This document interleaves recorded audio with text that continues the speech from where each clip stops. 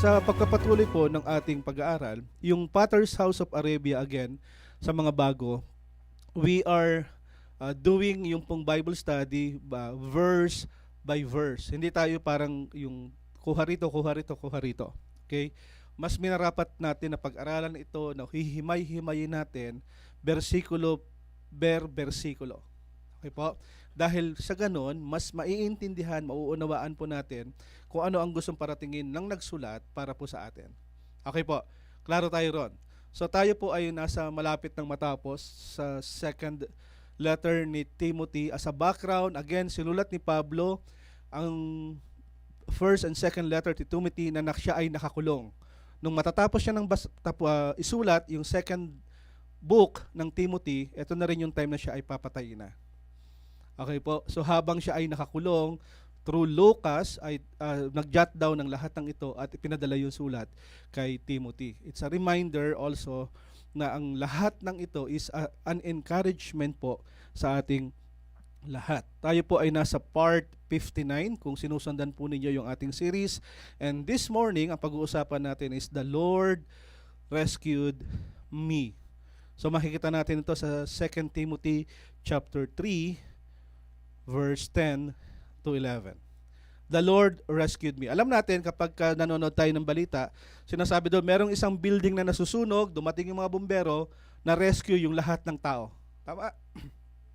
Minsan napapanood natin, merong isang aksidente na naipit yung tao doon sa aksidente, dumating yung mga pulis, tinulungan yung mga naipit, and the police rescued them. Yun lang yung alam natin. Tama?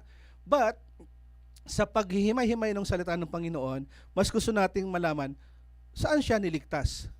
Anong reason? Okay, sa buhay natin, maybe you can tell story sa ibang tao. Naranasan niyo na po ba sa buhay ninyo na kung saan tayo ay niligtas ng Panginoon sa isang tiyak na kapahamakan? Hindi lang kapahamakan, kahihiyan. Dumating na ba dun sa point sa buhay natin that we might say, the Lord rescued me on this such and such? Meron ba? Tama? Lahat tayo ay nakakaranas ng pagkakataon na sa buhay natin. Alam natin na ito yung kapahamakan, ito yung kahihiyan, and yet the Lord rescued me. Before that, pag-usapan natin last week, 2 weeks back, pinag-usapan natin na sabi doon, mag-ingat kayo kasi maraming mga propeta o maraming false teachers ang nagtuturo ng mali. Ang sa Biblia, ang sabi dito, yung kaligtasan ay makukuha mo dahil ito ay regalo ng Diyos. Okay? Yung kaligtasan para ikaw ay tanggapin ng Diyos dahil sa ginawa ni Kristo. Yung faith na meron ka dahil sa ginawa ni Kristo doon sa krus ng Kalbaryo. Kaya ikaw ay maliligtas. Ang sinasabi ng mga false teacher ay hindi, kailangan ikaw ay mabautismuhan pa. Kailangan ikaw ay gumawa ng mabuti. Kailangan meron kang pogi points para ikaw ay maligtas.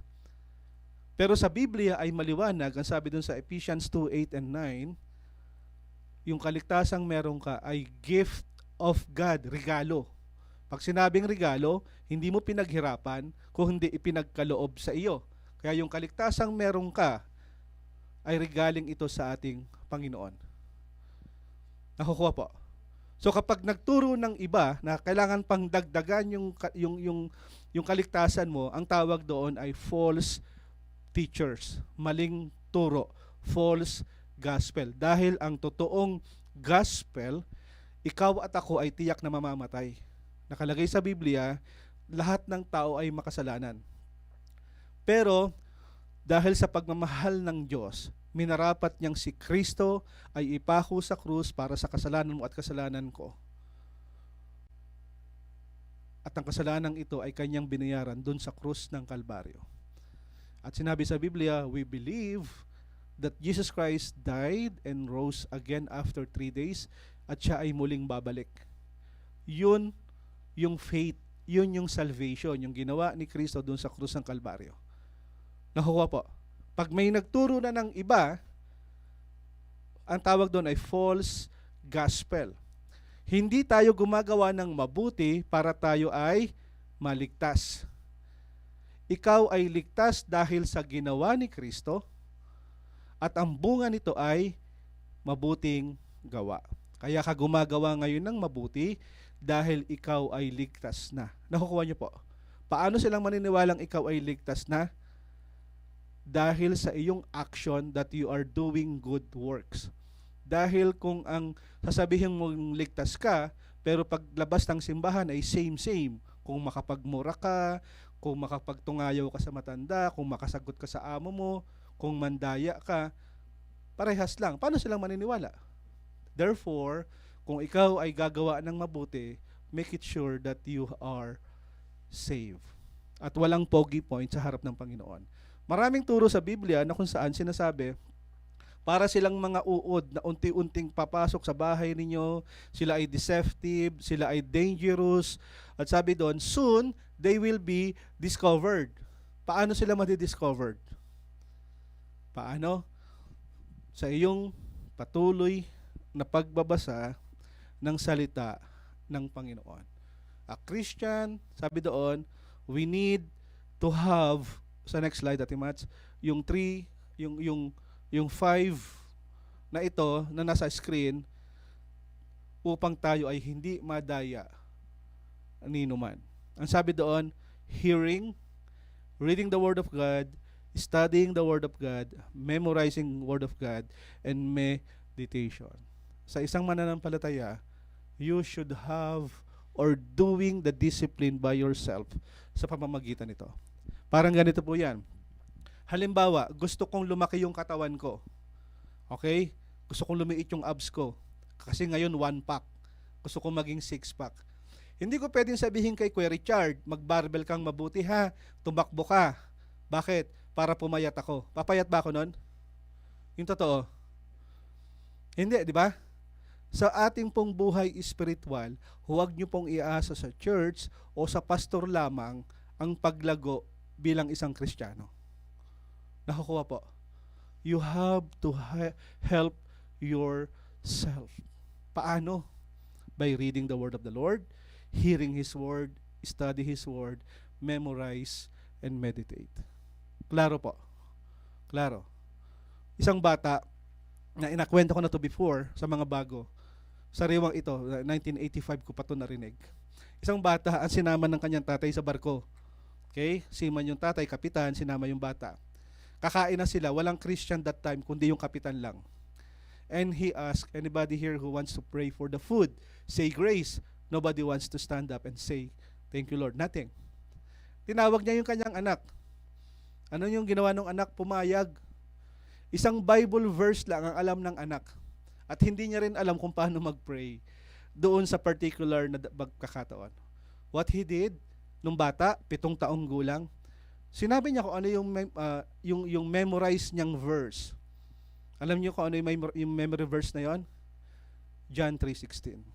He prayed doon sa food. Sabi doon, for God so loved the world that He gave His only begotten Son.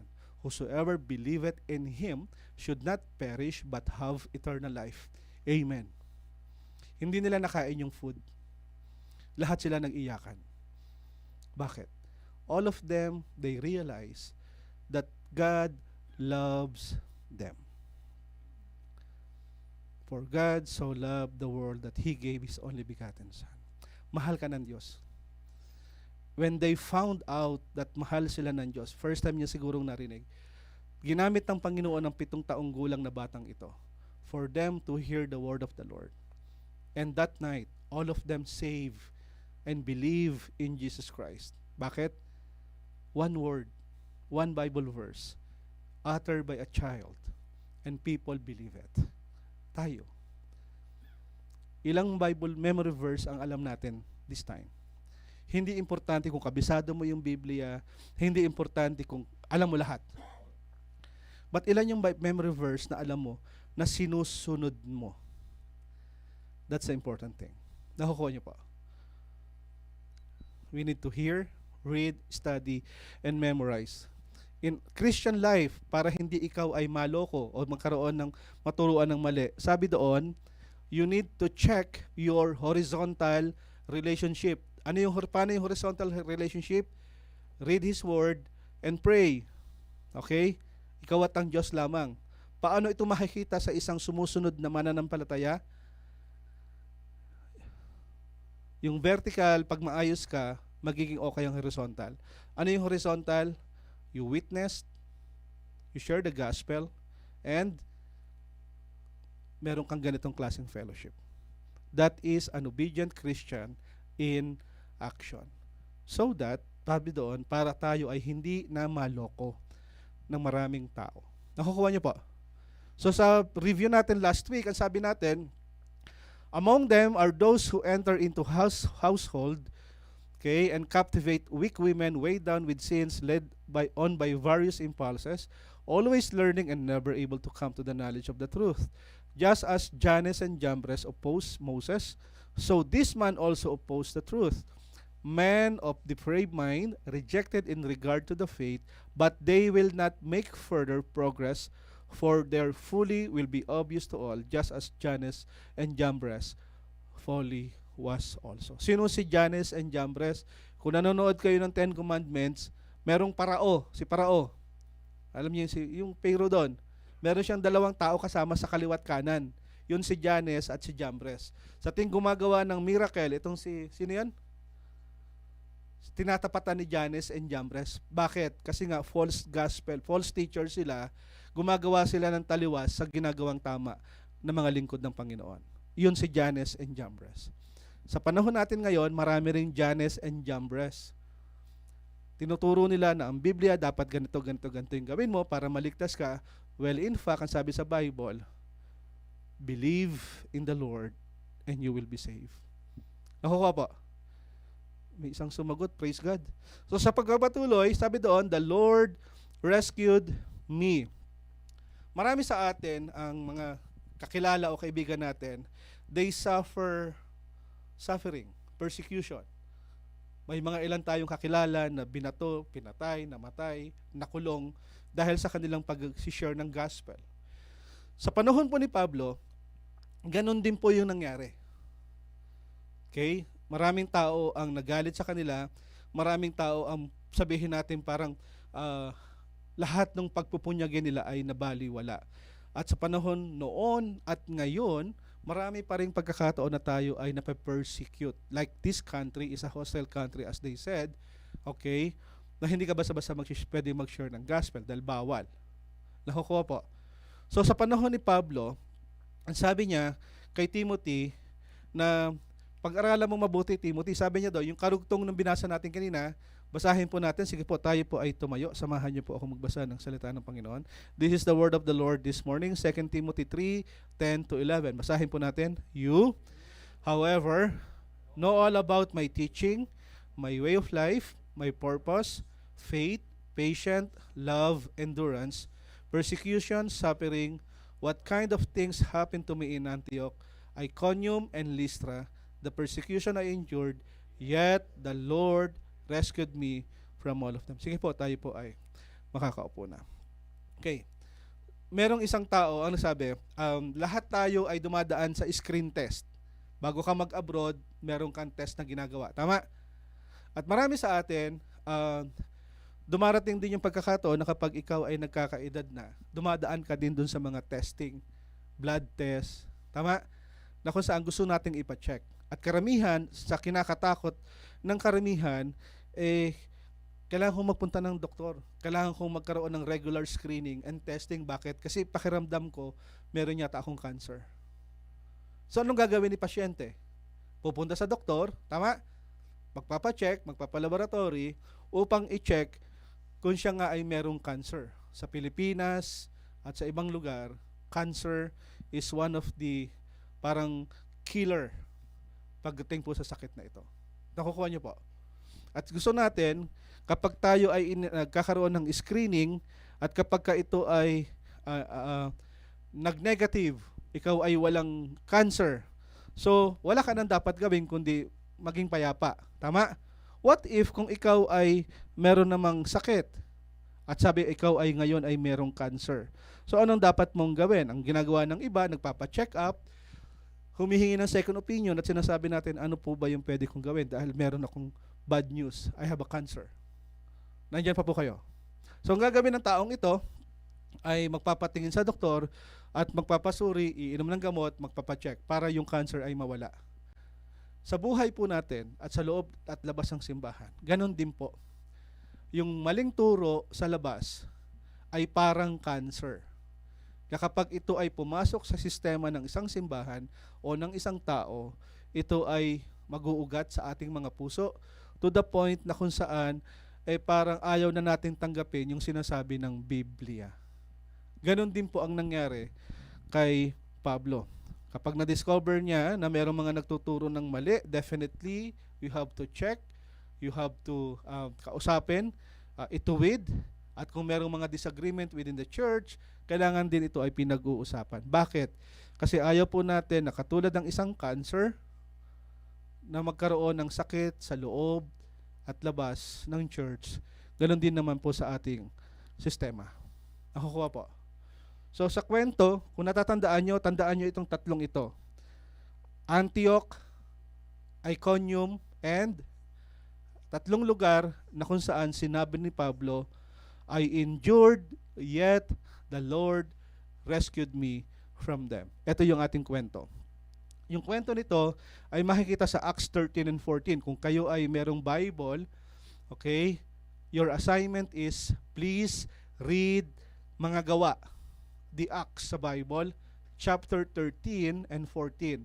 Ito yung kwento natin doon. Dito makikita natin yung unang mission ni Pablo, kasama niya si Barnabas. They are commissioned ng Antioch Church na magdala ng salita ng Panginoon. This is the first missionary ni Paul at ni Barnabas. Na kung saan, sabi doon, they need to share the gospel. In spite of, kapag ikaw ay nag-share ng gospel that time, pwede kang batuhin, itulak, patayin, dahil nga ito ay hindi pwede, bawal sa kanila. And yet, sa kalahat ng ito, Paul and Barnabas have the courage, through the power of the Holy Spirit, na mag-mission, hindi nagbago yung kanilang faith, at sila ay patuloy na nagbabahagi ng salita ng Panginoon kung saan man sila mapadpad. Ito po si Paul and Barnabas.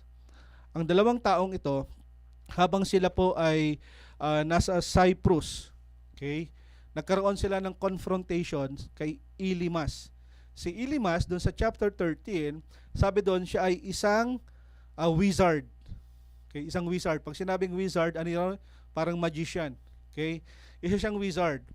Tapos, habang sila ay nag-share ng gospel, nandun si Elymas. Ang ginawa ni Elymas, dahil siya ay panig sa gobyerno, dahil ayaw niya na si Sergius Paulus, yung governor that time, ay magkaroon ng pagkakilala sa Diyos. So ang ginawa niya ay sinasansala niya yung lahat ng sinasabi ni Pablo.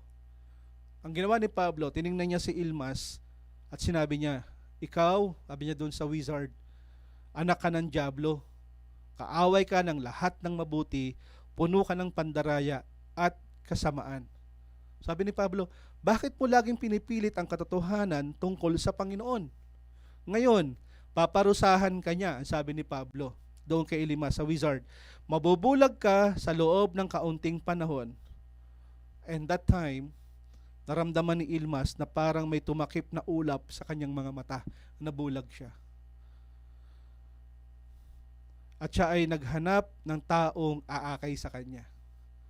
And that moment, yung si Sergius Paulus, yung gobernador na naniniwala dati kay Elymas, sabi niya, sumampalataya ang gobernador nang makita ang nangyari at humanga ito sa mga katuruan tungkol sa Panginoon. Paul and Barnabas, amidst of persecution, trials, no, alam nilang delikado, and yet they continue to share the word of the Lord. And then, nung sila ay umalis na ng Antioch, sila ngayon ay nagpunta sa, ano yung unang bansa? Anong lugar? Ano raw? Parang wala na akong kasama. Sa Antioch. Ito. Sa Antioch. Okay, sa Antioch. Nagpunta sila sa Antioch, and then, pagka Sabbath day, parang kunyari Friday o Sunday, pag Sabbath day, pumapasok sila dun sa sinagoga, sa loob. And then, they deliver yung sermon At sinasabi nila that Jesus Christ is our Lord and Savior. Yun ang sinasabi nila. And yet, maraming mga Hudyo at marami rin namang mga Hintil. Pag sinabing Hudyo, yung mga Israelites, no? Yung Hintil, tayo yon, yung mga hindi Israel, hindi taga-Israel. Maraming Hudyo at maraming mga Hintil ang sumunod naman kay Pablo. Naniwala doon sa katuruan. Pero, sa mga susunod na linggo, habang sila ay muling nagtuturo, marami silang nakitang taong Hudyo at mga Gentiles. Ano yung nangyari? May mga Hudyo na nagalit kay Pablo at kay Barnabas. At ang ginawa nila, dahil sila ay punong-puno ng mga selos, punong-puno sila ng parang ayaw nila ng ginagawa ni Pablo, they oppose Paul. Habang sila Pablo at Barnabas ay nagsasalita tungkol sa Panginoon, ganun din naman ang ginagawa nila, they spread bad words tungkol kay Pablo at kay Barnabas. Nakukuha niyo po? Grabe no, nagtuturo ko na alam mo ng tama, and yet people malign you, people will tell bad things about you. Ganun ang nangyari sa kanila.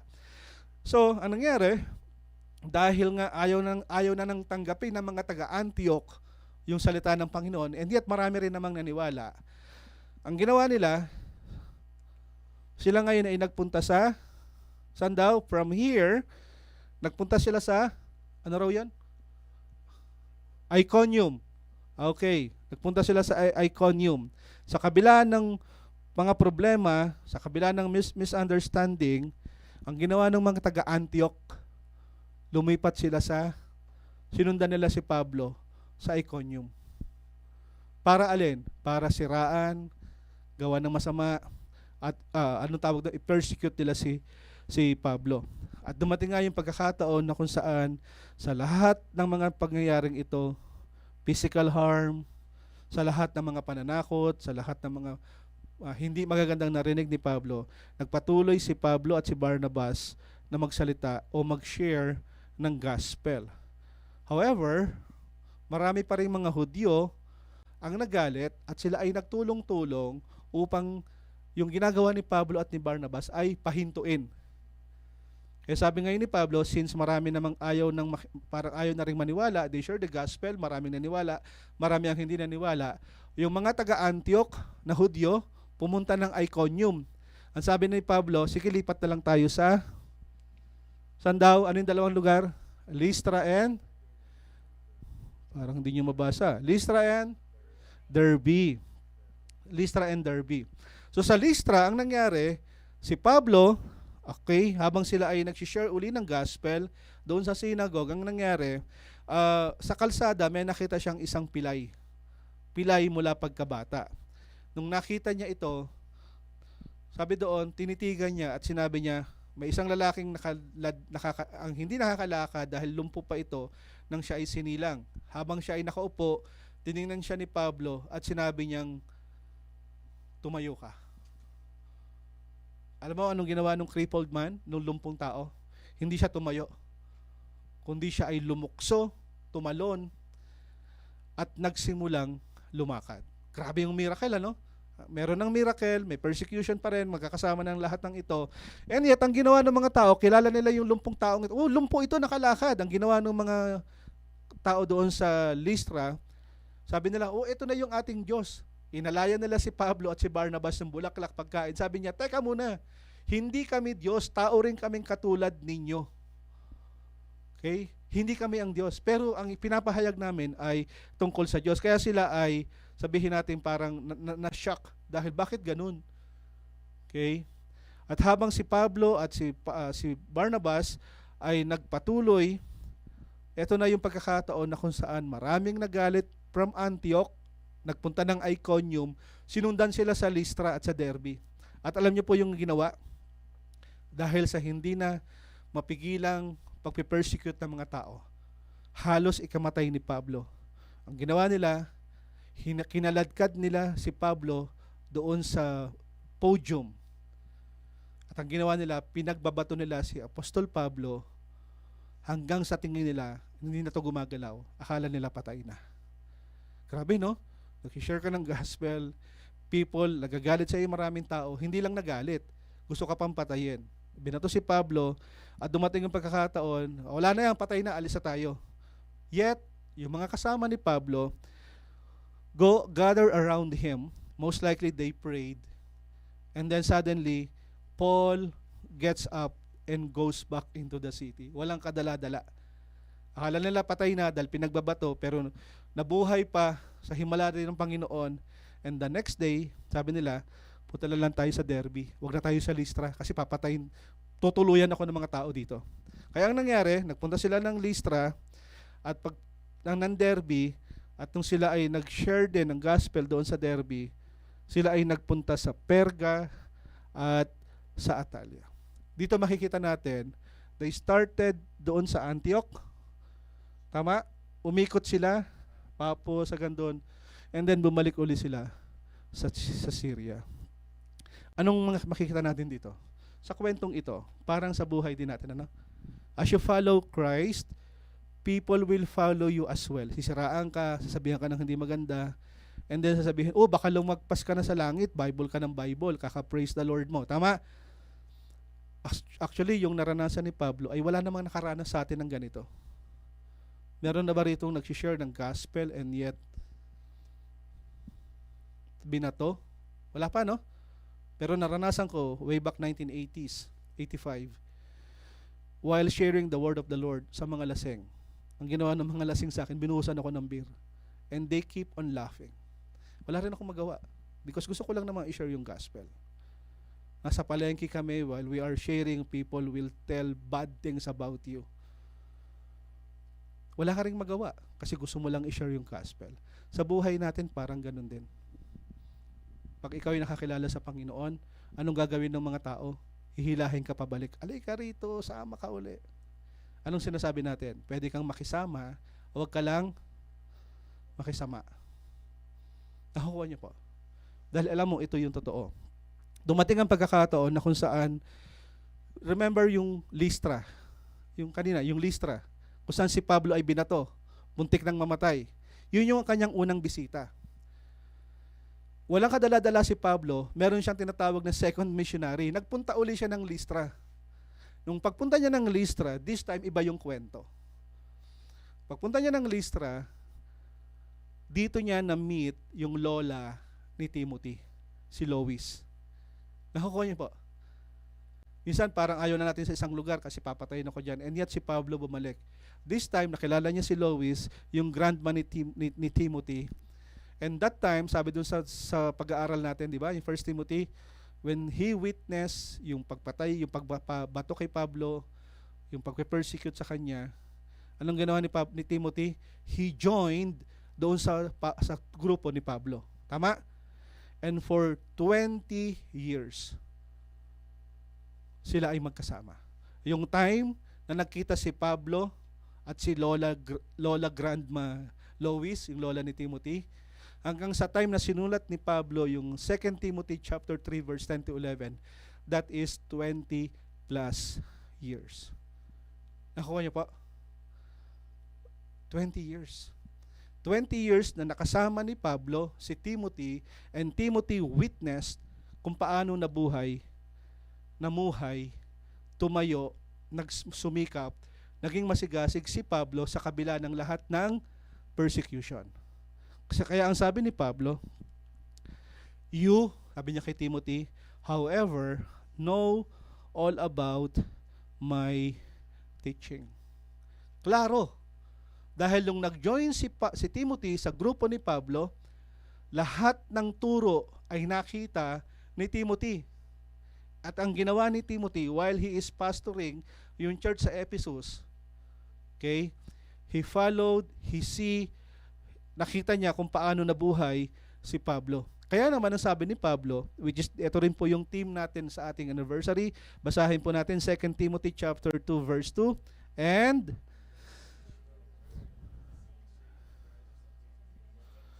entrust to reliable people who will also be qualified to teach others. Kung ang isang simbahan lamang ay magiging consistent to follow this advice, katulad ng advice ni Pablo kay Timothy, definitely lalago ang Kristyanismo. But doon sa nakaraang mga message ko before, kung tayo ay hihinto in 2030, in coming years, baka ang Kristyanismo ay totally mawala kung tayo ay hihinto. Nakukuha niyo po. Ayon sa study, but if we continue to follow this advice, this teaching, this commission, then definitely yung Kristyanismo ay magpapatuloy. Share, pass it on, share the gospel, pass it on. Nakukuha niyo po? Parang inaantok na kayo ah. Okay, bakit? Kailangan natin gawin yon so that as we continue to share the gospel, sabi doon, matutulungan natin ang mga bagong mananampalataya na mag-mature, makakilala sa Panginoon, at sila man din ay makapag-share ng mabuting balita sa iba. Nakukuha po? Gusto niyong malaman yung detalye at maraming kwento sa 2 Timothy chapter 2 verse 2. Attend po kayo mga kapatid, yung mga nasa online. PH Arabia will celebrate on its 2nd year of God's faithfulness and goodness to us. Sa mga nandun po sa Riyadh, please join us, sabihan niyo lang kami. And we love to invite you on October 27, okay? October 27 at 3 o'clock to 5 p.m. This is our pag-uusapan, our topic, ating theme, pass it on. 2 Timothy chapter 2, verse 2. Sabi doon ni Pablo, however you know all my teaching, at sinabi ni Pablo, my, way of life. Dito, hindi lamang nagturo si Pablo nung salita ng Panginoon. He lived the truth. Nakuha po. He walked the talk. He talked the walk. Meron akong isang kaibigang pare. At lagi niya sinasabi sa akin, Marvin, gawin mo yung sinasabi ko. Pero yung ginagawa natin, huwag mong gawin. Parang mali, di ba? Kung ikaw ay nagtuturo ng salita ng Panginoon, then kung ano yung tinuturo mo, yun din yung gawain mo. Halimbawa, sinasabi sa Biblia na tayo ay masamang magmura. Tama? Masamang manira ng tao. And yet, ang ituturo mo, ang sabi sa Bible, masama. Tama? Pero pagdating ng Friday, paglabas mo ng church, kung sino-sino yung minamarites mo, sino-sino yung nagagalit ka. Meaning to say, katulad ni Pablo, ang sabi niya, Timothy, you know my teachings, you know my way of life. Nakikita mo yon. Sa lahat ng ito, sabi niya, sabi doon, kaya sabi ni Pablo, you need to observe closely. At nakita ito ni Timothy, kaya naman, hindi naman nag-atubiling i-share din ni Timothy yung mabuting balita sa iba. Bakit? Dahil nakita niya na naging isang mabuting halimbawa si Pablo, hindi lamang sa karamihan, kundi sa kanya personally, dahil ito ay parang kanyang tatay. Nakukuha niyo po? Sabi doon, you know all about my teaching, my way of life. At ano raw ang sabi? Whatever you have learned or received or heard from me or seen in me, put it into, practice. And the God of peace will be with you. Sinasabi ni Pablo, confidently, okay, na gawin mo rin yung ginagawa ko. Ilan sa atin, at marami tayong naririnig, yung nagtuturo ng ganto sa harap, at kapag tayo ay magkakasama sa D-group, ito yung itinuturo, and yet after that, ay iba naman yung kanyang ginagawa. Ang tawag doon ay hypocrisy. Hipokrito sa Tagalog. Maraming ganun, Hindi natin pwedeng pagbawalan ng ibang tao nang gumawa ng hipokritong pamumuhay. Hindi natin kaya yun. But, sabi nga, tayong mga nakakilala naman sa Panginoon, certainly, we can apply it to ourselves. Nakukuha niyo po? I-apply natin sa sarili natin. Bakit? Dahil yung testimony mo is your best tool parang gamit na pag binahagi mo sa iba. Hindi na lang pwedeng sabihin, hindi naman ganyan yan eh. Lalo't yung mga taong nakakakilala sa'yo. Pag nakita lang nagbago ka, definitely people will follow Jesus. Nakukuha niyo po? If you're going to check yourselves today, ilan sa mga natutunan natin sa Biblia ang tinuturo ng Panginoon na pinapamuhay natin? Maraming changes, tama? Maraming pagbabago. Ang tawag doon ay nagtatransform ang buhay mo. Dahil kung ikaw ay umaate ng isang ganitong gawain at hindi nagbago ang buhay mo, baka ang meron ka lang ay relihiyon. But what we need is relationship with Christ. Bakit?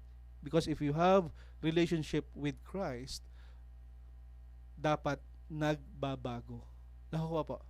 Kung dati pag nagmura ako ay 10 times a day, nagiging 8 na lang, nagiging 5, nagiging 3, nagiging 2, parang hindi na ako nagmumura. Nakukuha po. Kung dati pagka nanonood ako nung kunyari ng Bold, after 30 minutes, nanood ka na, Lord, patawarin mo po ako. Pero napansin mo, mga 3 araw na, hindi na ako nanonood ng Bold. Bakit? Kasi you keep on praying to God. Lord, baguhin mo naman po ako, tulungan mo po ako. Walang naging tao na nagkaroon ng relasyon kay Kristo na naging perpekto. Unti-unti may nagbabago. Dahil kapag ito ay unti-unting nagbabago, yung pananampalatayang meron ka ay tama. Klaro po. Pero kung hindi ito nagbabago, baka meron ka lang relihiyon, umaattend ka lang sa church, pero wala kang relasyon sa Panginoon. Ang sabi ni Pablo, you know my teaching, my way of life, my purpose. At alam natin na yung purpose, first and foremost, na gustong gawin talaga ni Pablo is sundan o sundin ang Panginoon. I want Jesus in my life. Yun ang gusto ni Pablo. At sinabi niya kay Timothy, ito talaga yung aking purpose. Basahin po natin. Philippians 3:10-14. I want to know, samahan niyo po ako, sabay-sabay tayo. I want to know Christ, yes, to know the power of His resurrection and participation in His sufferings, becoming like Him in His death, and so somehow attaining to the resurrection from the dead. Not that I have already obtained all of this, or have already arrived at my goal, but I press on to take hold of that for which Jesus Christ took hold of me. Isa ito sa gusto ni Pablo. Ang hangad ko lang naman talaga ay lubusang makilala si Kristo. Ang hangad ko lang ay maranasan ang kanyang kapangyarihan, ng pagkamatay at muling pagkabuhay na magmuli, yung lahat ng kanyang paghihirap. Ang gusto ko lang naman ay maging katulad ni Kristo. And yet sabi nga, hindi ko man ito nakamtan ngayon sa panahong ito, pero alam ko, sabi niya, sinisikap kong makamtan yung gantimpala. Ano yung gantimpala? Na makilala si Kristo ng lubusan. Nakuha niya po. Yun yung purpose niya. At ang tinuloy, sabi doon, brothers and sisters, I do not consider myself yet to have taken hold of it, but one thing I do. Ano daw? Forgetting what is behind and straining toward what is ahead. I press on toward the goal to win the prize for which God has called me heavenward in Christ Jesus. Sabi ni Pablo, hindi ko naman this time alam kong hindi ko pa ito nakakamit. And this time sabi niya, isang bagay lang ang ginagawa ko. Yung lahat ng nakaraan ko, kinakalimutan ko ito. Bakit? Upang sabi doon, marating ko yung layunin na gusto kong makamtan. Ano yung gusto niyang layunin? Magpatuloy nga ako patungo sa hangganan upang makamtan ko yung gantimpala ng pagkatawag sa akin ng Diyos sa pamamagitan ni Kristo, ang buhay na hahantong sa langit. Many of us, mga kapatid, nakakita na ba kayo ng runner sa Olympic, yung tatakbo ng ilang ikot? Nakakita na kayo? Siguro nakakita tayo lahat, ano? Nakakita na ba kayo ng runner na habang siya ay tumatakbo nakikipagchismisan? Nakakita na ba kayo ng runner na habang siya ay tumatakbo, meron boo, ang pangit mo. Sasabihin, hindi ako pangit. Nasa sidetrack. Wala, ano? Anong ginagawa ng runner? Tatakbo, diretso, 4 na beses. Ganon din po sa buhay Kristiyano. As we pursue Christ, sasabihan kanila, lalagpas ka sa langit, dati ganyan ka naman, kasama mo naman kami. Oo, kasama niyo ako dati. Pero this time, nakikisama ako. Pero ayoko nang gawin yung masasama. Nakukuha niyo po. Sabi ni Kristo, sabi ni Pablo, parang runner tayo. Kung ano man yung marinig nyo sa labas, sige lang, tuloy lang. Dahil ang goal natin is, ano raw? To know, ano raw? To know Christ. Kaya nga mga kapatid, kahit ikaw ay active sa loob ng church, tandaan natin ito. Ministry, eto yon. Hindi porket ikaw ay tumutugtog, nagpapakanta, nagsasalita sa harap. Ministry, nagluluto ka, naghuhugas ka ng pinggan, umaating ka ng Potter's house. Sabi doon, ministry ang tawag dito. Ministry is not something that we pursue. Hindi ka pwedeng pagka-Biyernes dapat naligo ako, magpapapogi ako, I have a good smile. That is ministry. Ministry is something, ano raw? We live, basahin natin, behind us in our foot as we pursue. Paul wanted God Himself. Mga kapatid, lahat tayo aalis sa Saudi Arabia. Tama? Habang tayo ay naririto, mag-iwan ka ng godly legacy. Dahil balang araw, baka makita ng apo mo o ng anak mo, ay, si tatay ko member doon sa isang church. Makikita doon sa TV sa Pilipinas. Lumago, dumami, maraming nagpatuloy. At sasabihin mo doon sa anak mo o apo mo, member ako dyan dati. I pursue Jesus Christ, but I leave a godly legacy. Nakukuha niyo po? Yung ministering meron ka, ano man yung ministering ginagamit ka ng Panginoon, is not something that we pursue. Hindi porket active ka, pogi ka, o maganda ka. Ministry is something na iiwanan natin pag alis natin dito. Pero ang hindi mawawala, if you and I pursue Christ. Nakukuha po? Pursue God's agenda, not man's agenda. Klaro po. Sa pagtatapos, ayan, malapit na tayo matapos. Sabi yung faith na meron ako. However, you know all about my faith. Ang sabi doon sa James 2:4, wala dyan sa screen. Ang sabi doon, mga kapatid, ano ang mapapala ng isang tao kung sasabihin niyang siya may pananampalataya, ngunit hindi naman niya ito pinapatunayan sa gawa. Ang sabi doon sa James 2:14-17, oo, Christian ka, hindi naman nakikita sa buhay mo na Kristiyano ka. Maliligtas ba siya ng ganitong uri ng pananampalataya? Siyempre hindi. Tama? Dahil ang magliligtas sa iyo, halimbawa, ang isang kapatid ay walang maisuot o makain. Kung sasabihin niyo sa kanya, patnubayan ka nawa ng Diyos, magbihis ka at magpakabusog ka. Ngunit, hindi naman niyo siya binigyan ng kanyang kailangan, may mabuti bang maidudulot ito sa kanya? Wala. Tama? Sinasabi doon, gayon din naman, patay ang pananampalatayang walang kalakip na gawa. Ang ibig pong sabihin, tayong lahat ay niligtas ng Diyos. Tama? Kasama sa pagliligtas ng Panginoon ay hindi lang ikaw ay mapupunta sa langit. Bakit ka mapupunta sa langit? Dahil sa ginawa ni Kristo sa krus ng Kalbaryo. Kasama rito, dapat may pagbabagong buhay. Dahil kung meron kang faith at wala ka namang, hindi naman nakikita sa gawa, hindi po ito saving faith. Yung faith na meron ka ay patay. Nakukuha po? Therefore, ano yung saving faith? Yung saving faith ay meron kang Kristo sa puso mo at nakikita sa buhay mo. Halimbawa, may lumapit sa iyo, Pastor, pahiram po ng pera. May sakit po kasi ang anak ko. Sasabihin ko niya rin, 500. Ano sasabihin ni Pastor? Sa totoo lang, ate, kuya, wala rin akong pera. Pero, meron pa akong 200. Tag-100 tayo. Okay ba ito? Do you think that faith, yung ginawa ng pastor, tama o mali? Tama. Bakit? Pinatunayan niya sa kanyang gawa na kahit wala na siyang pera, and yet he learned to share yung kailangan ng kapatid. Halimbawa, may lumapit sa inyo, nanghihina, bagsak na yung katawan, lupay-pay. Ate, kuya, meron ka bang 1 kilong bigas dyan? Pwedeng pahingi. Anong gagawin ni ate, kuya? I will pray for you. Pagpalain ka ng Panginoon, magpakabusog ka. Kalas. Is it good faith or bad faith? Tell me. Bad. Bakit?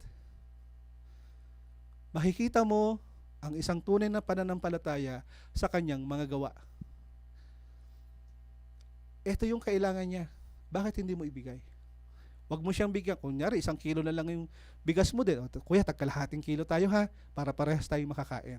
Ang ibig lang pong sabihin, hindi sapat na ikaw ay pananampalataya kung hindi dapat makita sa buhay natin.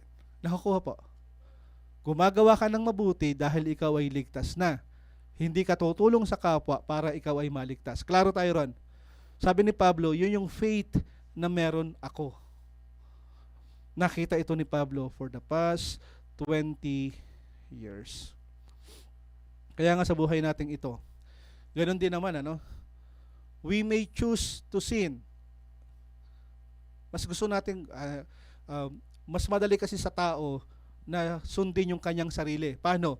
Murahin mo kung mamurahin kita. Yun ang tao eh. Sasabihin niya, pasensya ka, tao lang ako. Nakukuha niya po. We may choose to sin, and yet, syempre, yung consequences ay hindi natin kayang pigilan. Mumurahin ka rin ng tao na yon. Pero kapag ikaw ay isang tunay na mananampalataya, I would rather not to say that words. Bakit? Makakasakit sa kanya. Nakukuha po. Pinag-iisipan. Kaya sa buhay po natin, mga kapatid, moment by moment, we need Jesus Christ na mag-transform sa buhay natin. Hindi pwedeng ikaw may faith, but you have to put it into practice. In ending, sabi doon, you know, however, all about my patience, my love, and endurance. Nakita lahat ito ni Pablo. And yet, ang sabi ni Pablo, you, however, know all about my teaching, way of life, purpose, faith, patience, love, endurance, persecution. Sabi doon, nakita mo lahat ng ito. Tama? 20 years niyang kasama. And yet, anong nangyari? Doon sa Antioch, sa Iconium, at sa Lystra. Naalala niyo yung kwento kanina? Yung 3 lugar? Sabi ni Pablo, lahat ng iyon ay aking nalagpasan. Lahat ng iyon ay aking nalagpasan. Marami sa atin ang matagal nang nakakilala sa Panginoon. Parable of the sower. Basahin niyo yung Lucas 18, maganda po ito.